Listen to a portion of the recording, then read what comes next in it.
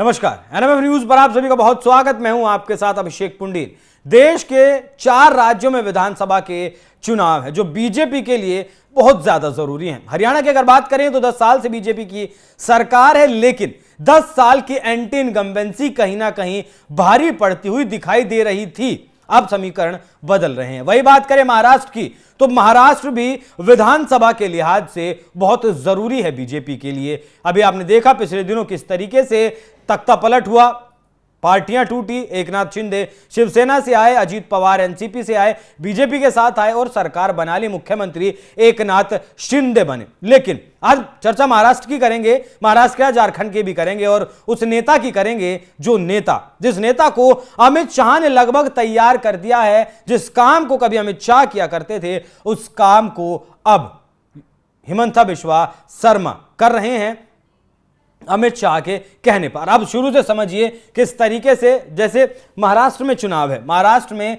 चुनाव बहुत जरूरी है और मांग उठ रही है कि आखिर जीतेगा कौन चुनाव, महाराष्ट्र का चुनाव कौन जीतेगा। क्योंकि लोकसभा चुनाव में अगर स्ट्राइक रेट की मैं बात करूं तो दोनों शिवसेना के स्ट्राइक रेट की अगर बात करूं तो उद्धव सेना की जो शिवसेना है उस पर एकनाथ शिंदे की शिवसेना भारी पड़ी है। अजीत पवार के पास बहुत ज्यादा वोट लोकसभा में नहीं आए और शरद पवार बहुत ज्यादा वोटों के साथ आगे अगड़े पाले में नजर आए। लेकिन अब मामला कहीं ना कहीं बदलता हुआ दिख रहा है, क्योंकि कुछ वरिष्ठ पत्रकारों का ऐसा कहना है कि बीजेपी चुनाव से पहले या चुनाव के बाद अजीत पवार का दामन छोड़ सकती है और ये अपने आप में राजनीति में एक भूचाल पैदा करने वाली बात है। साथ ही यह भी कहा जा रहा है कि जो महाराष्ट्र में मुख्यमंत्री बनेगा, मतलब अगर बीजेपी जीतती है, जो चुनाव अब तक 70-30 था, मतलब 30% चांस बीजेपी के थे, वो चुनाव अब 50-50 पर पहुंच चुका है। और ऐसा क्यों हुआ है यह भी समझ लीजिए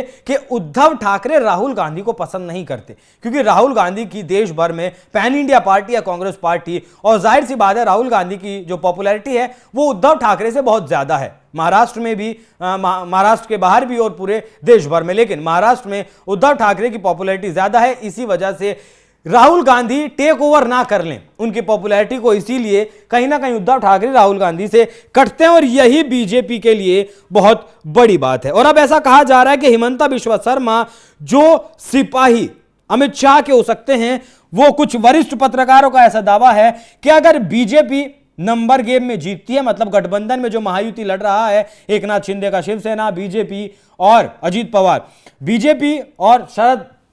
बीजेपी और एकनाथ शिंदे की, अगर एकनाथ शिंदे की पार्टी ज्यादा वोट लेकर आती है तो एकनाथ शिंदे को मुख्यमंत्री बनाया जाएगा, और अगर बीजेपी की तरफ से ज्यादा सीटें लाई जाती हैं तब देवेंद्र फडणवीस मुख्यमंत्री बनाए जा सकते हैं। और इसमें अहम रोल होगा हिमंता बिस्वा शर्मा का। इसके लिए एक एग्जाम्पल भी दिया गया ममता बनर्जी का, हिमंता बिस्वा शर्मा का और जगदीप धनखड़ का। जैसा कि आप जानते हैं जगदीप धनखड़ पश्चिम बंगाल के राज्यपाल हुआ करते थे और ममता दीदी के बीच, धनखड़ के बीच बहुत ज्यादा तल्ख बातचीत हुआ करती थी। लेकिन 2022 में हिमंता बिस्वा शर्मा के थ्रू दोनों की एक मुलाकात हुई और उस मुलाकात की तस्वीर आपने देखी किस तरीके से हिमंता बिस्वा शर्मा मुस्कुरा रहे हैं। मतलब सीधे तौर पर ऐसा कहा जा सकता है कि धनखड़ और ममता के बीच का जो विवाद था वो कहीं ना कहीं हिमंता बिस्वा शर्मा ने उसे विवाद को खत्म करने के लिए कदम उठाया है। दिल्ली से चुनाव मैनेजमेंट करने के लिए जो टीम भेजी गई है महाराष्ट्र में, वो भी कहीं ना कहीं हिमंता बिस्वा के कहने पर ही भेजी गई है। और हिमंता बिस्वा शर्मा इस वक्त कितने उपयोगी बीजेपी के लिए हो चुके हैं वो आप समझ लीजिए कि झारखंड में उन्हें चुनाव का प्रभारी बनाया गया है। एक तरफ शिवराज सिंह चौहान है जो मुख्य भूमिका में झारखंड में है, और दूसरी तरफ हिमंता बिस्वा शर्मा है जो झारखंड के चुनाव के प्रभारी बनाए गए हैं। अब एक समन्वयक जो नेता होता है, आप कहते हैं कि जो किसी भी स्थिति में किसी भी पार्टी से बात कर सके, किसी भी नेता से बात कर सके, जिस तरीके से फिलहाल मौजूदा वक्त में राजनाथ सिंह को बीजेपी के लिए बताया जाता है, उसी तरीके से अहमद पटेल हुआ करते थे कांग्रेस पार्टी के साथ, बीजेपी के पास प्रमोद महाजन हुआ करते थे, अरुण जेटली हुआ करते थे, और अब राजनाथ सिंह चुनाव जीते 2024 में, मंत्री भी हैं कैबिनेट में, लेकिन 2029 में भविष्य क्या होगा? तो क्या उसके लिए एक छोटा अमित शाह शब्द सोशल मीडिया पर चल रहा है, लोग कह रहे हैं कि अब एक छोटा अमित शाह क्या तैयार किया जा रहा है जो अपनी बात को कह भी सके सामने वाले को और मनवा भी सके। ये तस्वीर अगर बड़ी करके देखें, पैन इंडिया में देखें, 2029 के अपेक्ष में इस तस्वीर को देखें तो क्या योगी आदित्यनाथ और हिमंता बिश्वा शर्मा की जोड़ी भी बन सकती है। तो बहुत बड़ा ये फैसला, चुनाव से पहले बहुत बड़ा रोल हिमंता बिश्वा शर्मा का और चुनाव के बाद भी